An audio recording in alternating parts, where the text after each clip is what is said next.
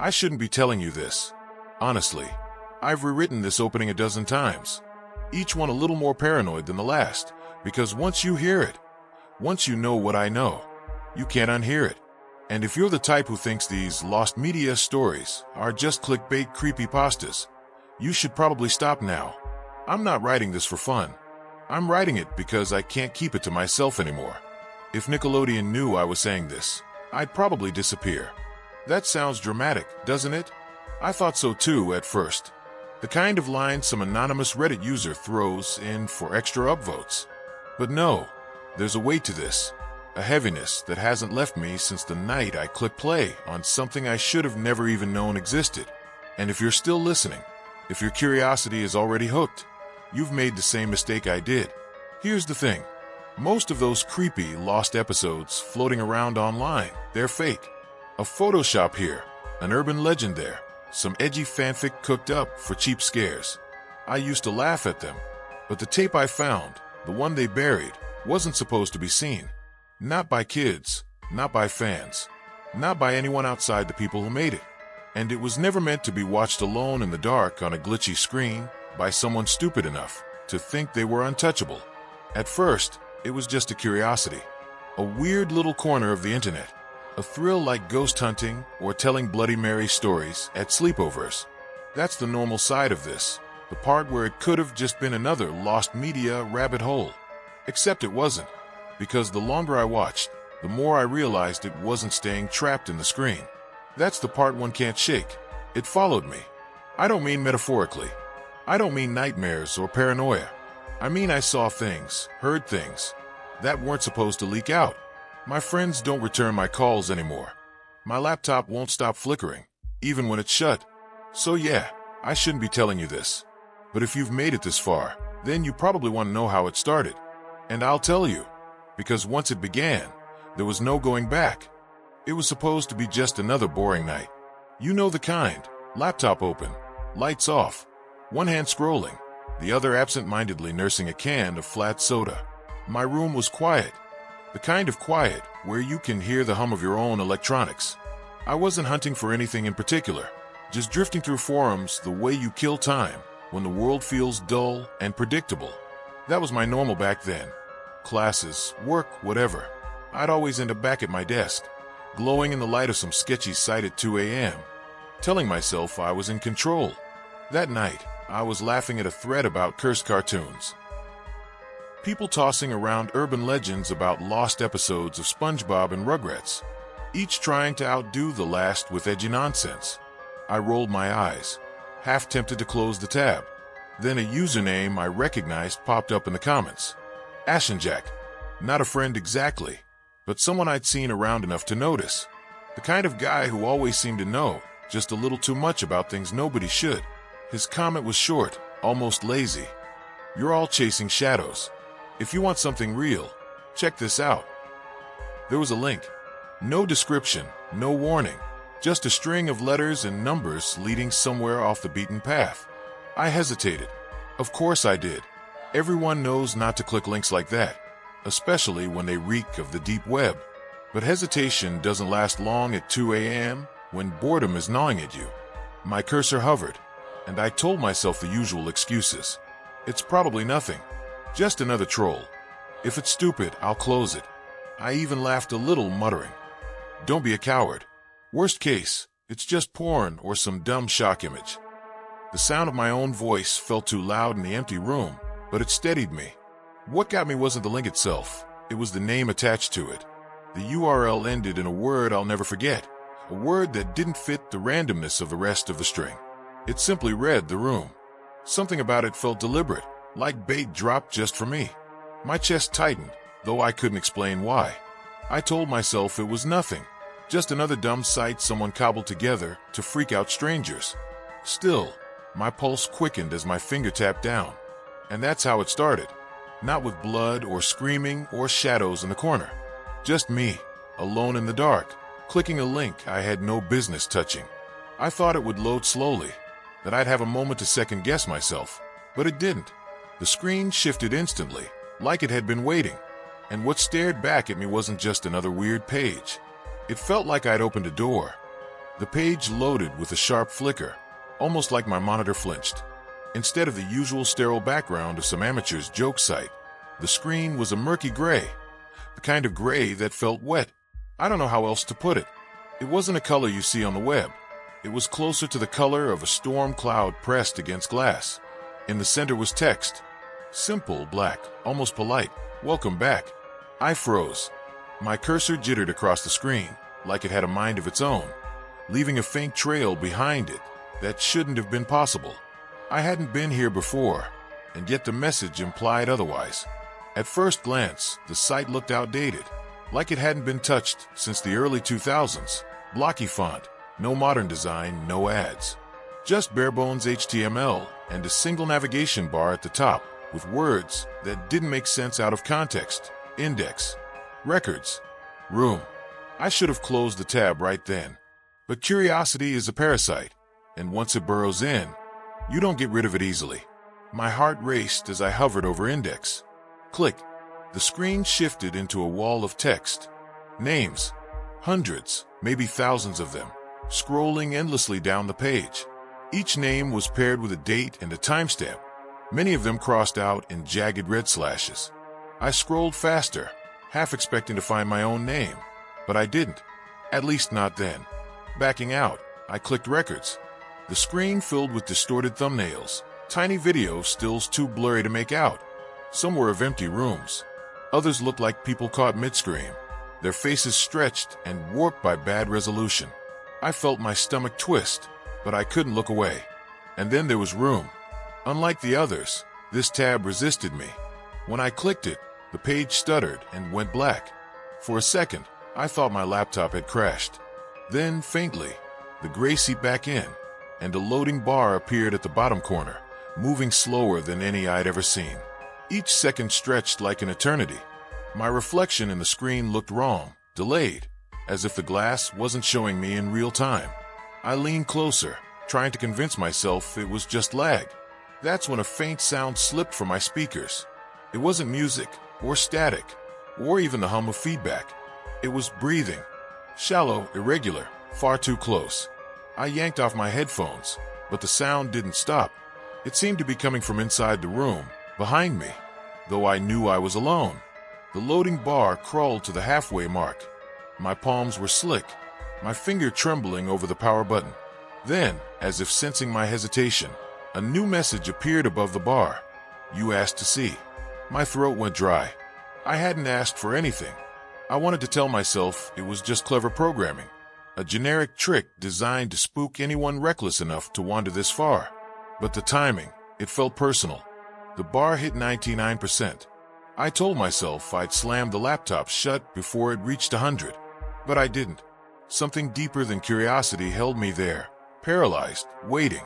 The screen flashed, and suddenly the page was gone. In its place, a grainy video feed filled my monitor. A dim room, four walls stained with shadow, a single chair in the center. The air around me seemed to thicken as my speakers hissed, with faint white noise. And for the first time, I realized this wasn't just a page I had stumbled onto. It was a door I had just walked through. At first, I thought it was just an empty feed. The chair sat under a single dangling bulb that swung as though someone had just left the room, shadows stretching across cracked concrete walls. The quality was awful, grainy like VHS footage, edges blurring when the bulb swayed. But the unease it stirred in me was sharp, immediate. The silence was what got me. No hum of machinery, no ambient background noise, just the hollow hiss of the speakers filling in the gaps. Then, faintly, text appeared on the right side of the screen. A live chat. Dark Harvest 47, finally. Veil Watcher, been waiting all week. Noise, chair looks clean tonight. I blinked, confused. Was this a stream? A game? Some twisted roleplay forum? My brain scrambled for rational answers, but my gut was already telling me this was something worse. Movement broke the stillness. A figure entered the frame, dragging someone by the arms. The victim's legs scraped helplessly against the floor, shoes squealing against the cement. My stomach lurched. This wasn't acting. The way their body sagged, the muffled sobs caught in the microphone. It was too raw, too human. The chat went wild. Collector, new face. Ashen Jack, don't blink or you'll miss it. Veil Watcher, watch closely this time. My breath caught. Ashen Jack, the same name from the forum, the one who'd posted the link. He was here, part of this. The victim was forced into the chair. Their hands shook violently as they tried to cover their face, but the captor, whose features never left the shadows, pulled their arms down and tied them to the rests. The bulb swayed harder, and for the first time, I got a glimpse of the victim's face. They weren't just looking at the camera. They were staring straight at me. The feed fuzzed, lines of static tearing across the image, but I swear their eyes locked onto mine like they could see me through the screen. Their mouth moved, forming words that came through broken and distorted. Help, please don't. The chat exploded with laughter and cryptic remarks. Noise, they always begged. Watcher 666, too late, too late, too late. Dark Harvest 47, listen carefully, it's for you. I pressed closer to the monitor, half whispering, "What are you saying?"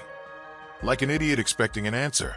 And then I heard it, clear as if the victim were whispering right into my ear, bypassing the awful audio feed altogether. "They know you're here." My skin went cold. I ripped off my headphones, but the words didn't stop echoing. The speakers hissed louder. The bulb in the feed swung until it almost tore itself free, and in the corner of the screen, new text scrolled in red that hadn't been there before. "You're not just watching." I staggered back from my desk, heart slamming against my ribs. My room felt smaller, like the shadows had thickened in the corners. I wanted to close the tab, shut off the laptop, pull the plug, but my hands refused to move. The video had its claws in me, and every fiber of my body screamed that if I looked away, something worse would happen. On screen, the victim thrashed. The captor leaned in close, face never visible, and whispered something into their ear. I couldn't make it out, but the victim's eyes went wide with recognition. Not fear, recognition. Like they knew exactly what was happening, like they'd seen it before. Then, as suddenly as it began, the stream cut to static. The chat vanished. My reflection stared back at me in the darkened screen, pale and shaking. I wanted to believe it was fake, a performance, some dark corner of the internet catering to the sickest kind of voyeur. But the voice, the look in those eyes, no one could fake that. And the worst part, I knew this wasn't over. I told myself I wouldn't go back. That night, after the stream cut to static, I sat frozen in my chair until sunrise, staring at my own reflection in the black monitor like it was going to blink first. My hands wouldn't stop shaking, my skin buzzing with leftover electricity, like something had passed through me while I watched. And yet, the very next night, there I was, sitting in the same chair, the same soda can sweating rings into the desk, waiting for the feed to come back. I didn't even realize I'd opened the bookmark until it was already loading. That was the sickest part. I hadn't saved the page. I swear I hadn't. But when I opened my browser, it was just there, waiting in the bookmarks bar under the named room. Curiosity, obsession, addiction, it all blends together after a while. I told myself I just needed answers. I needed to see if what I'd watched had really happened, if the chat would be back, if that victim would still be sitting in the chair. The feed loaded, and the chat was already alive. Noise, thought you wouldn't show. Ashen Jack, he never misses a night. Collector, room doesn't let them leave. I wanted to slam my laptop shut, but my pulse thumped with a grim thrill. They knew I was there. They had been expecting me. That night it wasn't the same victim. This one was younger, maybe a teenager, eyes swollen from crying, wrists bound so tight I could see the skin blistering even through the blurry pixels. The captor was silent this time, letting the chat do the talking. Dark Harvest 47, look at him squirm. Watcher 666, make him beg. Ashen Jack, you'll understand soon enough. The screen shook as if the camera was trembling with laughter no one could hear. The boy's voice was a high, broken wail, and I sat frozen, unable to move, the taste of copper in my mouth. When the stream ended, I told myself never again. But the next night, I was there. And the night after that, every night the room pulled me back in. Each feed a new victim, a new grotesque show of suffering framed by that single swinging light bulb. During the day, I went through the motions, work, classes, fake smiles. No one noticed at first. Why would they? I looked the same, sounded the same. But inside, I was hollowed out, eaten from the inside by a hunger I couldn't name. I would zone out mid-conversation, hear faint static in the silence between people's words, glance over my shoulder expecting to see the grainy shadows from the feed leaking into my reality. The room wasn't just on my screen anymore. It was bleeding through. One night, I thought I heard the chat outside of the feed.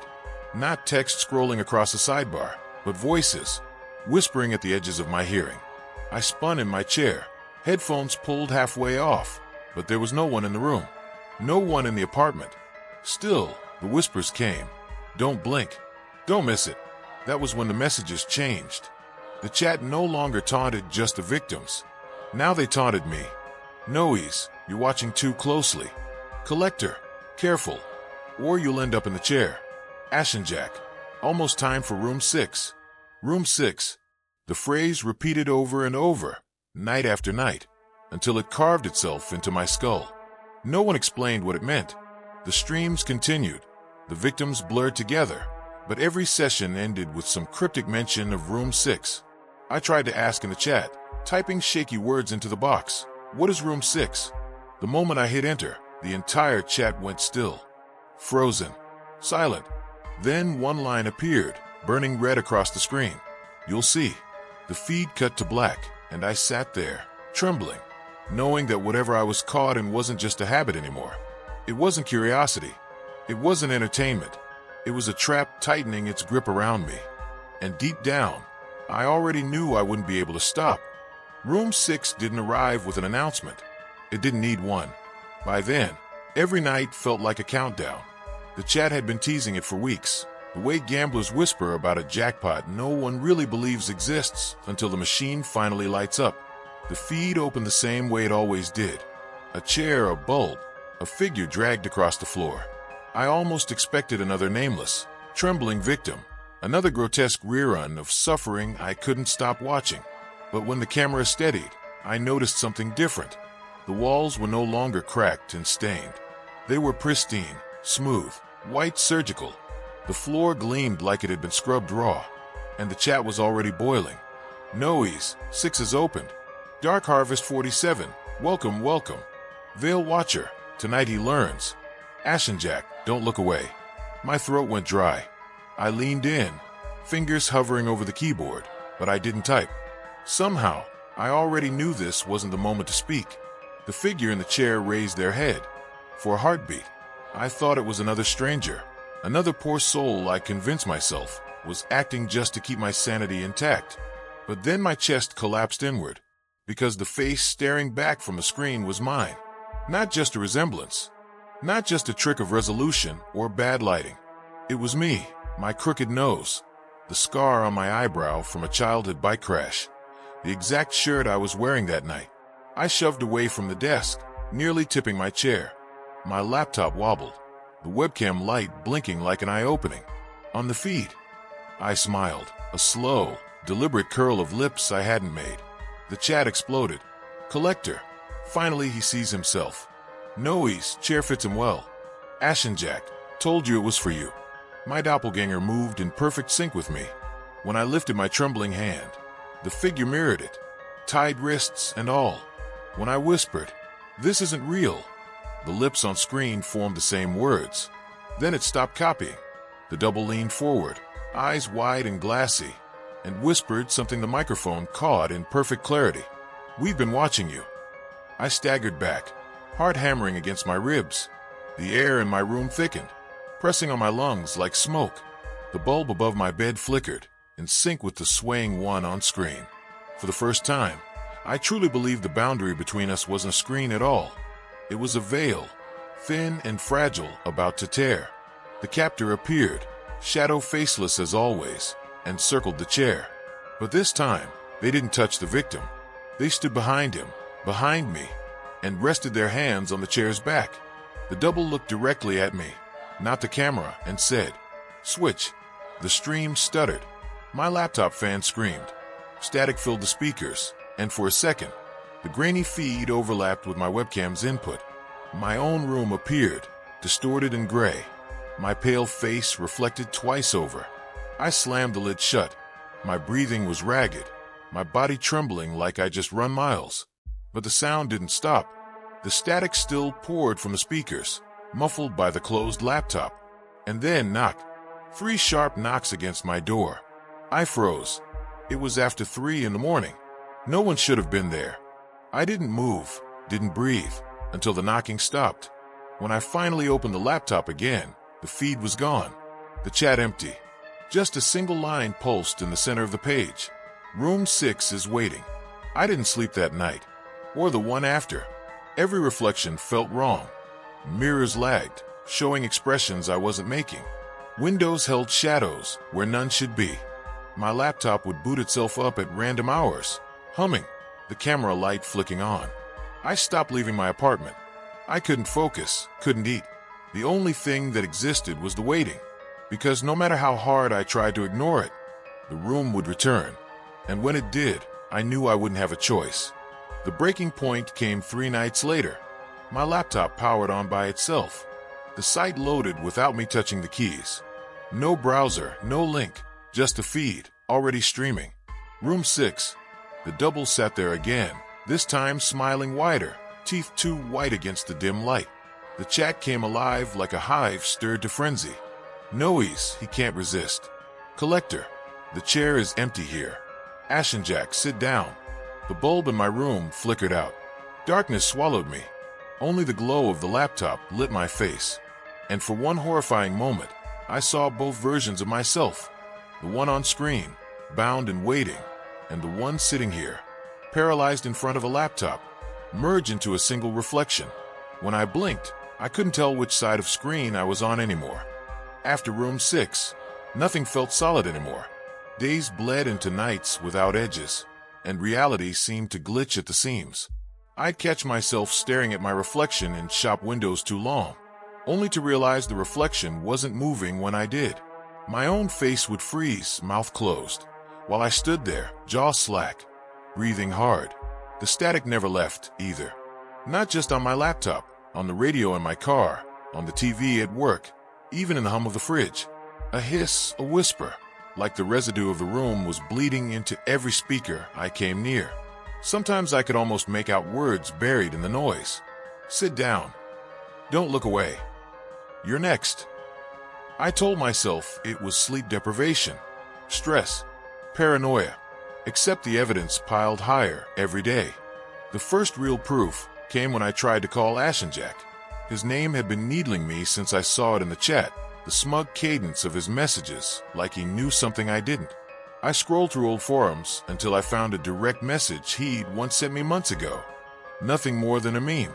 His profile still had a phone number listed, reckless, stupid, but there it was. I dialed. The ring barely buzzed once before someone picked up. Silence. Then a voice, broken metallic, like words chewed through static before reaching me. You shouldn't have looked. I froze. My throat went dry, but I managed to whisper. Who is this? Where's Jack? The voice warped higher, lower, echoing on itself like multiple mouths were speaking through the same receiver. He's already in the chair. You're late. I hung up so hard my phone clattered across the floor. The screen flickered once, then displayed a file name I hadn't opened. YouWatch.mp4. I didn't touch it. Not then. By the third day, the room wasn't just haunting electronics. I saw it leaking into the corners of my apartment. At night, shadows pooled under the door, seeping in like smoke. I'd wake up drenched in sweat, convinced I heard the scrape of a chair leg against concrete just outside my bedroom. And then my friend Mark went missing. He was the one person I tried to confide in. Over beers, I half laughed through a stammered explanation about a site that shouldn't exist. He thought I was joking until I begged him to stay with me one night, to watch what I was seeing. He agreed, reluctantly. He even texted me on his way over. Fine, show me your haunted YouTube or whatever. He never arrived. I called over and over, straight to voicemail. The next day, his sister posted online, asking if anyone had heard from him. By the end of the week, he was officially missing. And I knew. I knew where he'd gone, even if no one else believed me. The room had him. Every sound became unbearable after that. Every reflection was a trap. I unplugged everything: TV, speakers, microwave, even the lamps. But the static still found me. Through the pipes, through the walls, whispering while I tried to sleep. One night, it went further. I woke up to the glow of my laptop. I hadn't touched it in hours, but the screen was alive, the feed already streaming. Except this time, it wasn't room 6. It wasn't a sterile chair or a victim tied down. It was my bedroom. The grainy feed showed me, tangled in sheets, twitching in restless sleep. The camera angle matched my own webcam, though the laptop was closed when I jerked upright. On screen, I shifted in bed, and then, behind me, something moved. A tall, hunched silhouette, standing in the corner like it had always been there. I scrambled across the room, yanked the laptop shut, and hurled it against the wall. The crack of plastic echoed, screen splintering. My chest heaved, while burning my throat.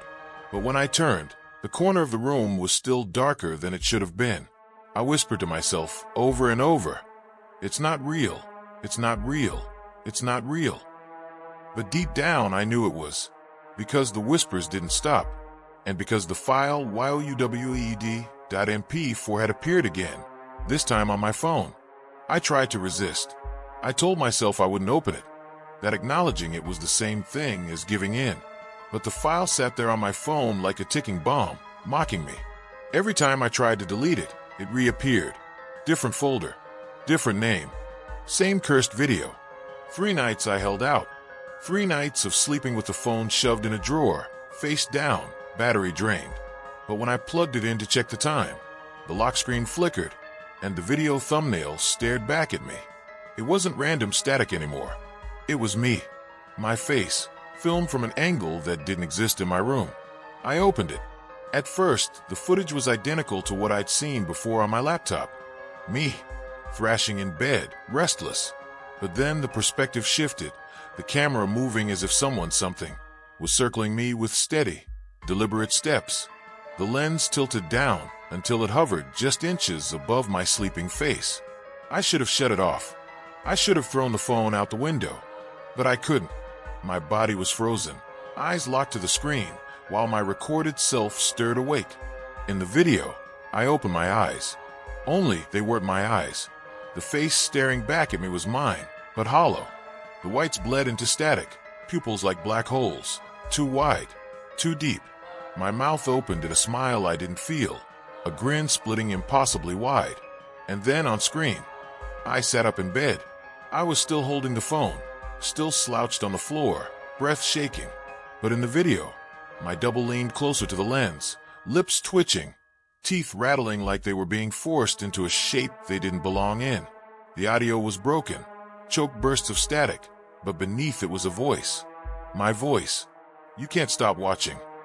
The double's head tilted, sharp, like a glitch in reality. "You're already in the room."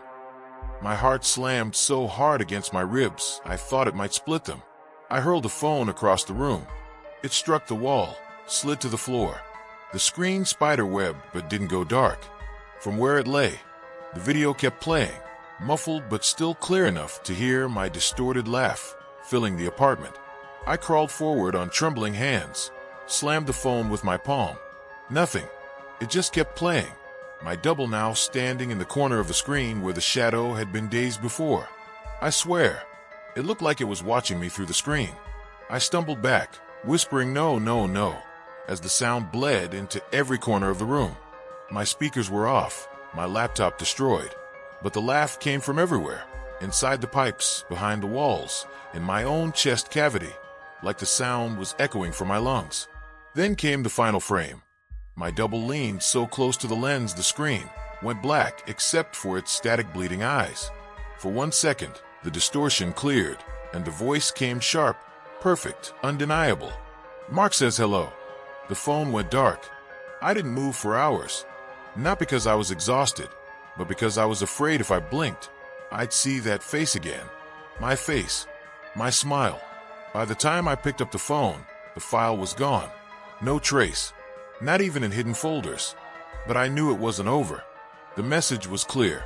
The room wasn't just on the other side of a screen anymore. It had me. I thought smashing the laptop would end it. I thought ignoring the phone would give me some kind of reprieve. But I've learned something about the room. It doesn't live inside devices. The devices are just invitations. Doorways. Once you've walked through, there's no walking back. The days don't feel like days anymore. I've stopped keeping track. Sometimes I'll wake up to find my apartment rearranged. Chairs moved an inch to the left. Silverware spread across the floor in symmetrical patterns I don't remember making. Sometimes it's worse. Sometimes I'll wake up standing in the hallway, key still in the lock, not sure if I was leaving or letting something in. The mirrors are the hardest. I can't look for long. At first it was small. My reflection would blink a second too late, or my smile would linger when my face had gone still. But then it escalated. I'll catch glimpses of myself moving when I'm perfectly still, the other me pacing behind the glass like a predator in a cage. And every time, it's smiling that wrong smile. But here's the part that destroys me. Sometimes the reflection isn't me at all. Sometimes it's the chair from the room, sitting in the dark, waiting. And I know that if I stare too long, I'll see myself sitting in it. I don't leave the apartment much anymore. It doesn't feel safe out there. Not because of people, but because the room leaks into places it shouldn't. At the corner store, I swear I saw the cashier's eye static out for a split second when I handed him cash. On the subway, a woman's laugh twisted into my laugh, raw and broken, echoing down the entire car. I thought I imagined it, until she turned her head, and her face was mine. I'm not writing this for sympathy. I'm writing this because maybe you felt it too. The tug, the pull towards something you shouldn't be seeing. Maybe you've scrolled past a file you knew wasn't meant for you, or clicked a link you knew you shouldn't trust. If so, you're already marked. That's how it works. That's the cycle. You don't just watch the room, you feed it. Every view is a thread. And once you're tied in, it doesn't matter how far you run. The room is patient. It waits. Sometimes I wonder if I'm even the one writing this. Maybe it's already using me, stringing words together like bait, pulling you in the same way I was pulled. Because let's be honest, you wouldn't still be listening if some part of you didn't want to see it. And that's the cruelest part. Curiosity isn't the enemy. It's the key. That first click, that first second of giving in, that's all it takes. You don't notice the door until you're already through it. People think horror is about endings. The monster kills you. The ghost drags you away. The credits roll. But the room doesn't end. It recycles. It devours. It keeps you alive just enough to keep watching, to keep passing it on, like an infection that doesn't kill the host, just hollows it out. I'm proof. Mark is proof. And if you're here, reading this, then you're next in line. I hear it now. The breathing again, faint but closer. My apartment is dead silent, but the sound seeps through the cracks, between the walls, beneath the floorboards. It's waiting for me to slip, to open the file again, to sit in the chair willingly. But here's the truth. I don't have to open it anymore. It's already open. I can feel it even as I write this. Eyes on me that aren't mine. Hands reaching from the static, pulling me further into a space that doesn't follow the same rules as here. And when I vanish, because I will, don't tell yourself it was just a story. Don't comfort yourself by saying, it's just creepypasta. Look over your shoulder. Check your reflection. Listen carefully when your phone buzzes in the dark. Because the room never ends. It just waits for the next one. If you've made it this far, you've already gone further than most. Most people stop halfway through stories like this, convincing themselves it's fake. It's a performance. It's just entertainment. Maybe you told yourself the same thing, but here you are, still reading, still listening, and that means the room already knows your name. I shouldn't keep going. Every word I type is another thread pulling me deeper, another whisper that doesn't belong to me. But silence is worse. Silence lets the room talk for itself, and trust me, you don't want to hear its voice without a filter. There's one last thing I need to say, and it's the part that guarantees you'll never sleep the same way again. You think the room is a place you visit, a corner of the web you can back away from. But no, the room visits you.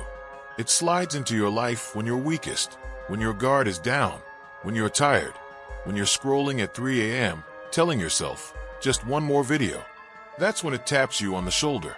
That's when it pulls a chair out and waits for you to sit. I used to think there was a way out.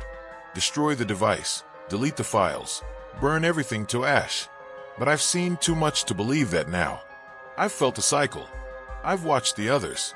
The room doesn't erase you, it rewrites you. That's why the faces in the dark looked familiar.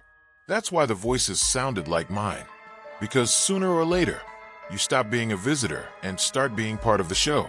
Maybe that's why I'm here, why I've been allowed to keep speaking this long. The room doesn't want to silence me.